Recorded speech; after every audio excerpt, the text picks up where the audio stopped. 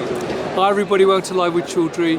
We're here in Lisbon for PEGS Europe. It's day 2 and I'm delighted to catch up with my good friend Paul Wylie from Lightcast and tell us a bit more about Envisia and what they're doing here this week in Lisbon. So Paul, first of all, it's lovely to see you again, my friend. How are you? I'm very good, Lisbon. How are you?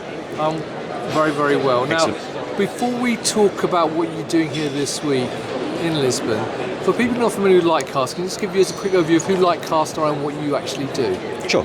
So we're a Cambridge-based biotech company, and what we're trying to do is bring single-cell function to screening technologies. So we use a droplet-based approach to encapsulate cells and encapsulate beads or other cells, bring them together in microenvironments, and look for binding events or function to detect novel targets for drug discovery. Brilliant. And how do you do that? Because I've seen Envisia right there, the instrument next to you. So how do you actually do that? We do. So we have a droplet generators where we create droplets of oils, and then we encapsulate the cells into that. We load it onto our platform into a big array, but critically what we can do, we use light to merge these droplets together to create microassay environments. So we can bring 2, 3 or 4 droplets together to create complex assays. Brilliant. Now I understand you guys, and you in particular, had a talk yesterday. So what was the talk about? I did. So yesterday we showed our first ever end-to-end assays, where we're looking at bringing the whole assay on, running the assay, detecting hits, dispensing them and sequencing them. And we did it both with cell and beads, which is a really typical way of doing antibody discovery. But we're now looking at going further to do cell-based target assays, where you bring the B cell, or in our case what we showed yesterday, a hypodoma cell, with a target cell, and then we're looking at the binding event on the cell within the same droplet. We showed that all the way through to sequencing the hypodoma heavy light chains. Brilliant. Now, I know you have actually got an initiative that you're kicking off for 2026. Maybe you can tell viewers a bit more about your initiative. Sure. So we're calling it Envisia Experience 2026, and it's really a rolling series of events throughout the year where we can invite potential people who are interested to have software demos remotely.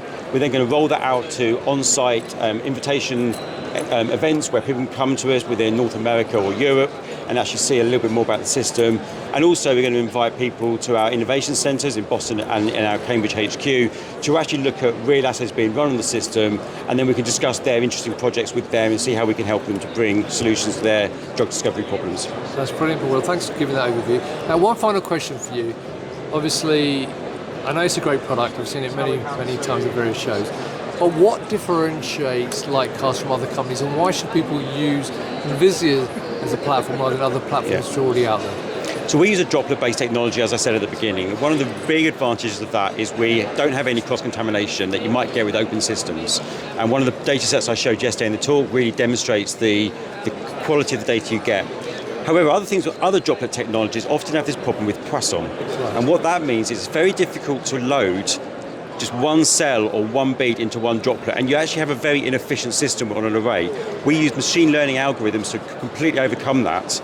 And so when you're doing more complex assays, you don't lose the efficiency of the array, and you can use as much of the array as possible.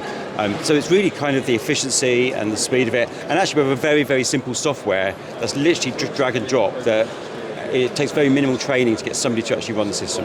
Brilliant. Well, look, Paul, I really appreciate taking the time out to talk to me today. So viewers, if you're here at PEGS Europe, come and talk to Paul and the rest of the team here at the booth. If you cannot make it though, there are many other events throughout this year and next year, and also as Paul mentioned, they've got their virtual tours that they're offering as well. But also follow them on LinkedIn and go to their websites. Paul, always a pleasure, my friend. And you. I'll see you soon, hopefully.